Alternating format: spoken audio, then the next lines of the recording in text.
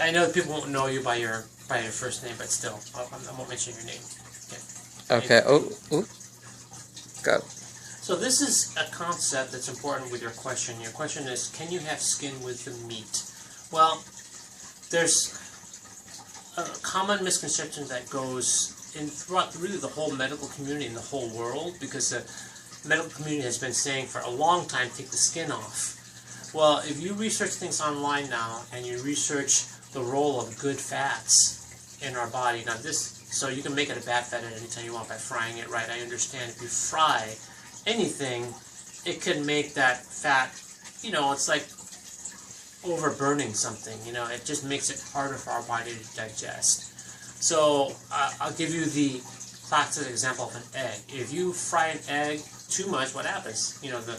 Eventually it'll turn black, but people over fry their eggs all the time. The yolk turns really hard, right?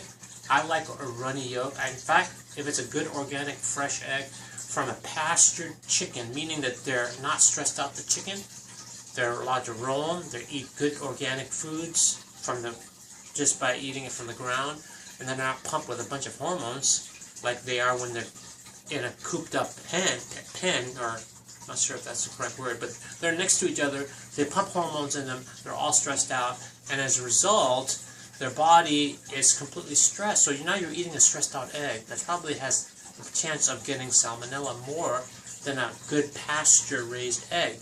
So now, if you take that pasture-raised egg and you cook it, and you can actually eat that egg raw, because it doesn't have the chance for salmonella that a bad egg or a low-quality egg does. So that's why I choose pastured eggs, organic, as best as possible. But now let's talk about the cooking of that egg. If you cook that egg, obviously, if it's worse condition, you're going to fry it to the point where it's inedible. But people over-fry their eggs all the time. And so what happens is that egg now becomes harder to digest. And so now let's take a grown-up chicken, okay? And you want to eat the whole chicken, right? That egg, you want to eat the whole egg. That yolk is loaded with, it's probably one of the most nutritious foods there is, that yolk. It's got good fats, it's got vitamins, it has some minerals, and it's loaded with good nutrition and protein, okay? But the medical community has made you believe that the cholesterol is bad. And that's really the crux of this matter. So if you go to the Mercola and you type in Google Mercola cholesterol, Mercola, M-E-R-C-O-L-A, you'll have a whole big synopsis of what the current research is on cholesterol. I find oftentimes, and I've seen this happen probably in about 25% of my patients, where I retest their blood, their cholesterol levels go higher. Is that bad? I say to them, no. Why? What's the purpose of cholesterol? And that's what this article will show you online. In a nutshell, cholesterol is necessary for the body. Your body makes its own cholesterol. And so, if your body is detoxifying, when I put you on a protocol, it detoxifies. What's the cholesterol function for? It's for extra stress on the body. And cholesterol is necessary to get rid of that stress. It could be stress from heavy metals. It'll transport heavy metals out of the body. So cholesterol will increase to help you do that. And they have found research now that the higher the cholesterol, the less your mortality. Guess what? People are living longer with a higher cholesterol. And that's all in that Mercola website. And the medical community is starting to change. So now let's go back to the eating the skin. When should you eat the skin? I eat it all the time. Now, obviously you want to eat as best as you can an organic chicken without pumped full of hormones. But it's tasty, number one. Number two, when does it become harmful? When does cholesterol become harmful?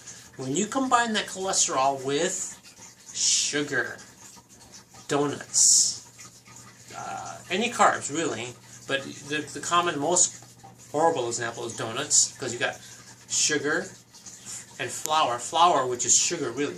Anytime you read the labels and it says flour on there as a first ingredient, that is sugar. That turns to sugar immediately into your blood. So that's why when we tell you initially, you can't have any flour. In fact, that's really for life. I mean, you're going to have the birthday parties, that's fine. One time a week, that's fine, or one time a month. rarely do we have a party every week, right? Unless you're a teenager or in college, right? But as adults, as grown adults now, we don't really have birthday parties all the time, right? How many birthday parties do you have in a month?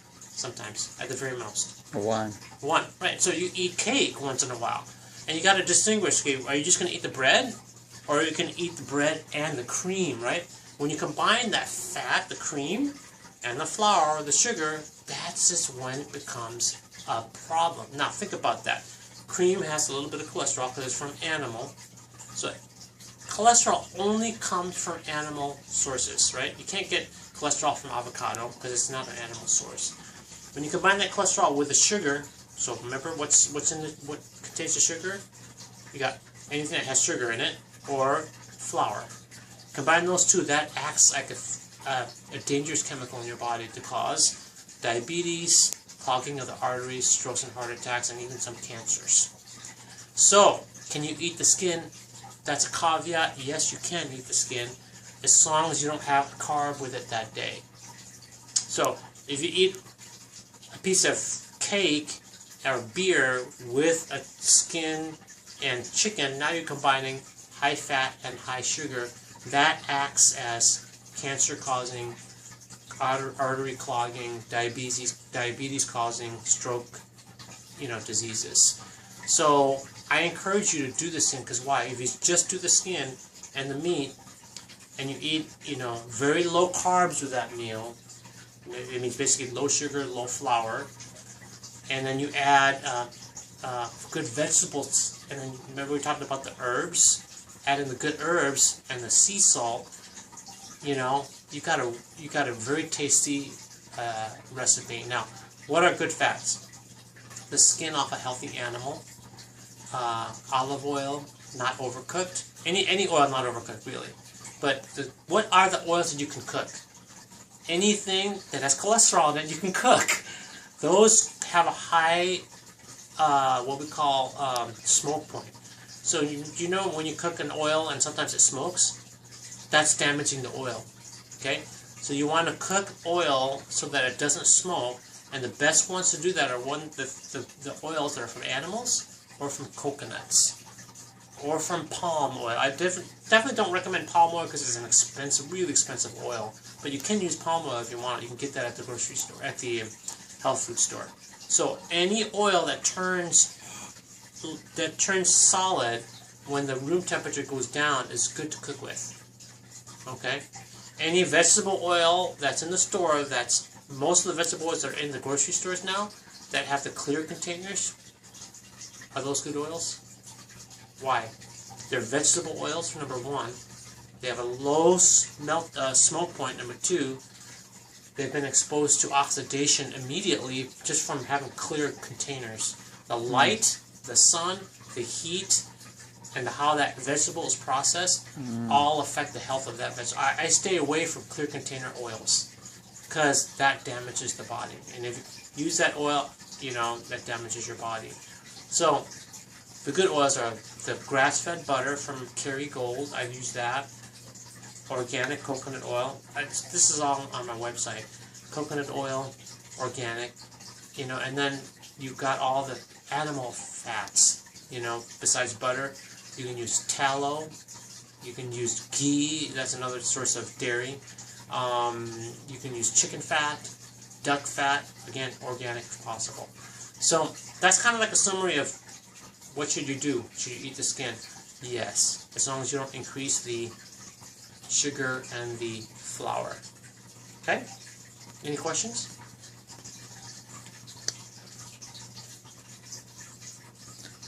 No, I think you're pretty great. So, so when you ask the question, if it's anything greasy, you kind of tend to avoid it. Well, yeah, anything that's greasy, fried greasy, it's just, our body's going to go, But what do they use for that grease? Think about it. What do they use in most stores to fry with? Is it vegetable oil, or is it butter, or tallow? Which one is it? Vegetable oil. That has not been made to be used. And so now our bodies are getting this vegetable. Think of your cell membrane. All your cells have these billions of cells in your body. Each cell membrane has a phospholipid or fat membrane.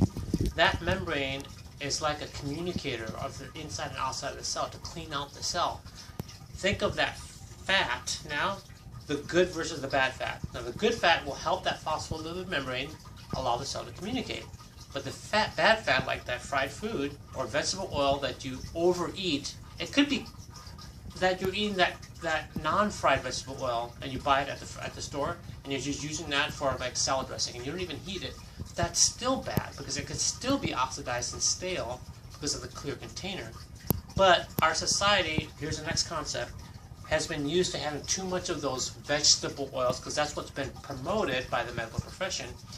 And why? Because we thought that we need to reduce cholesterol. That's the ultimate argument. Our cholesterol is bad, so let's get rid of all the vegetable oils. Let's use margarine now, and that's been debunked already, right? Margarine is probably the worst food you can have. But now you've got the cell membrane, if you use these bad oils, now instead of a phospholipid communicating in the cell, allowing things to go in and out of the cell, to clean out the cell, etc., now you've got an oil membrane that is coating it like gunk, like tar, or like a saran wrap around the cell. Now there is no communication. Now you've got heart disease, diabetes, cancer, etc. So here's what I do. I mean, here's my shake in the morning. I put it in my shaker bottle. I put my healthy protein powder. This is my fiber. This is my protein powder. And this is my healthy oil that contains omega-3, omega-6, and omega-9 fats. Omega-3 is the healthy brain fat, like from fish oil. But this is not from fish oil. It's from walnuts, actually. So this is from the combination of walnuts and hazelnut, sesame, and apricot kernel. So you've got 4 good oils. Is this cheap oil? No, it's expensive. Good oils are costly. Unfortunately, they are costly because it's hard to. I mean, you can get a good cheap vegetable oil and have it be really bad for your body.